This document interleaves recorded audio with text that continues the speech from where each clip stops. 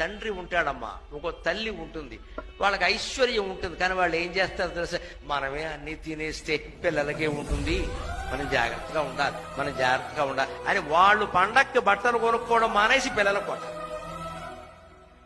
ఈ త్యాగం కూడా పిల్లలు చూస్తారు. మా నాన్నగారు ఎప్పుడు కొత్త పంచి కట్టుకోవడం చూడలేదు, ఎవరైనా కొనిస్తేనే కట్టుకున్నారు కానీ ఆయన అంతటా ఆయన కొనుక్కోలేదు అని కొడుక్కి అనిపించింది అనుకోండి, వాడు ఆ తండ్రిని ఎలా చూసుకుంటాడు? జాగ్రత్తగానే చూసుకుంటాడు.